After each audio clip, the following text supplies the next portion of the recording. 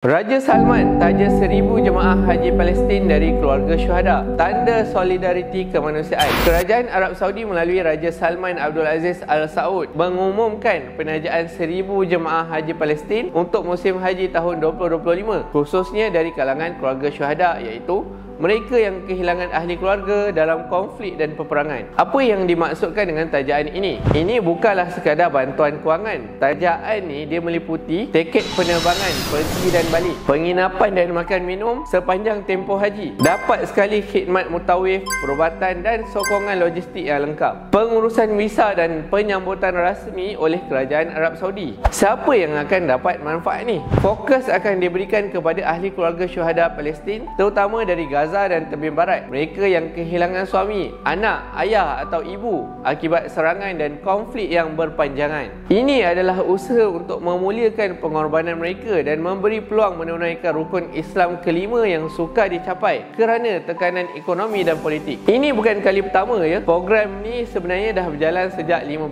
tahun lalu. Setiap tahun Arab Saudi menaja ribuan jemaah dari komuniti yang terkesan, termasuk keluarga syuhada Palestin, jemaah dari Syria, Yaman dan negara konflik lain, golongan fakir miskin dan saudara baru dalam Islam. Sehingga kini lebih 60,000 jemaah telah ditaja oleh kerajaan Saudi sejak program ini dimulakan. Kesimpulannya, di saat dunia menyaksikan penderitaan berterusan di Palestin, penajaan ini memberi sinar harapan dan sokongan moral. Ia bukan sahaja membawa mereka ke tanah suci, tetapi juga menghantar mesej penting. Umat Islam tidak melupakan perjuangan rakyat Palestin. Semoga amalan ini menjadi inspirasi kepada negara lain untuk turut serta membantu melalui pelbagai bentuk sokongan, bukan sekadar politik tetapi juga spiritual dan juga kemanusiaan.